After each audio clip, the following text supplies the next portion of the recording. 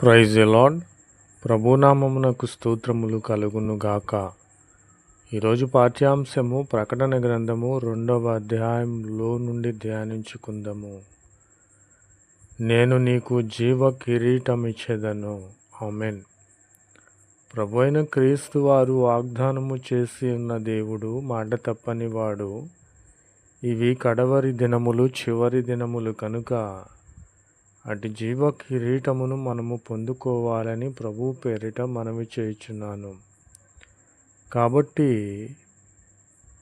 మొదటి వాడై ఉన్నటువంటి ఈయన, చివరి వాడై ఉన్నటువంటి ఈయన మనకు ఉన్నవాడు, తెలిసినవాడు, మృతుడై మరలా బ్రతికినవాడు.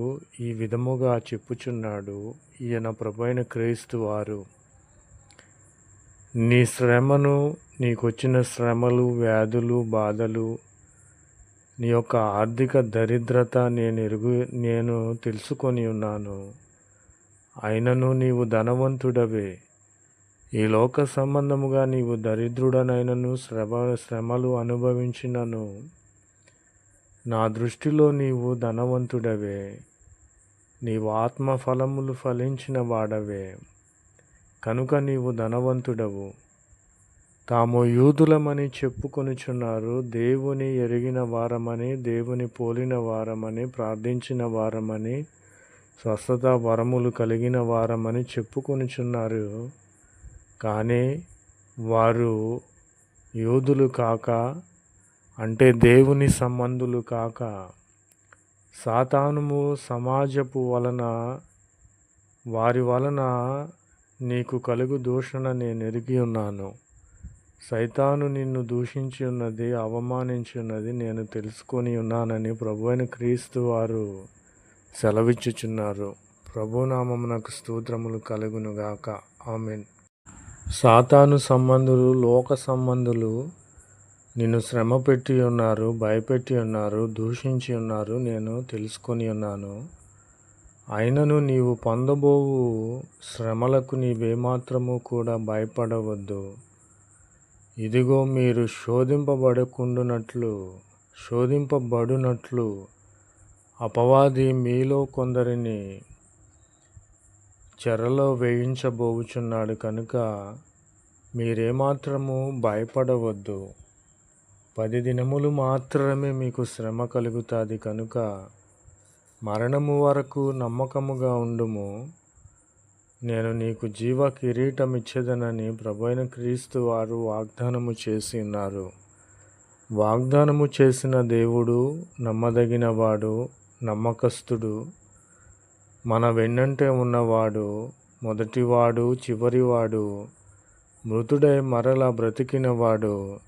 ఈయన నమ్మదగిన దేవుడు కనుక మనము మరణము వరకు నమ్మకముగా ఉండినట్లయితే దేవుడు మనకు జీవ కిరీటం ఇచ్చే వాణిగా ఉన్నాడు.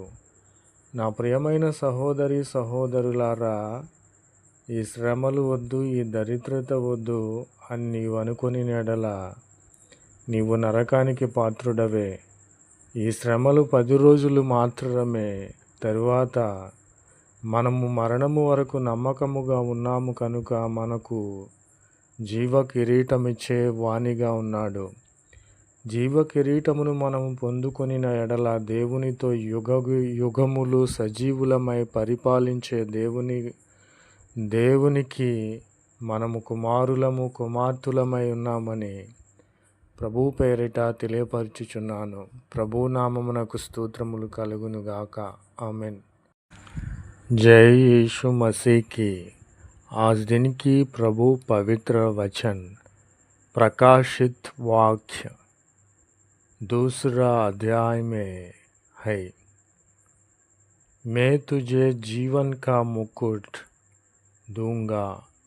यीशु मसीह वाग्दान करता है, मैं तुझे जीवन का मुकुट दूंगा। आमीन। और जो मर गया था और अब जीवन हो गया है, वह यह कहता है कि मैं तेरे क्लेशा और दरिद्रता को जानता हूँ, परंतु तू धनी है। आमीन। और जो लोग अपने आप को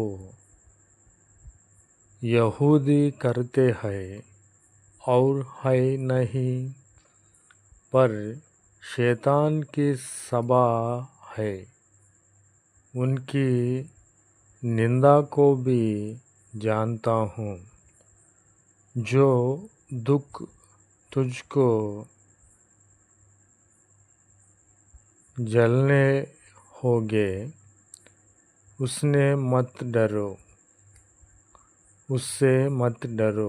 डर, क्योंकि देखो, शैतान तुम में से कितने को जेल खाने में डालने पर है, ताकि तुम परखे जाओ, और तुम्हें 10 दिन तक क्लेशा उठाना होगा। प्राण देने तक विश्वास रख, तो मैं तुझे जीवन का मुकुट दूंगा। यीशु मसीह की जय। आमीन।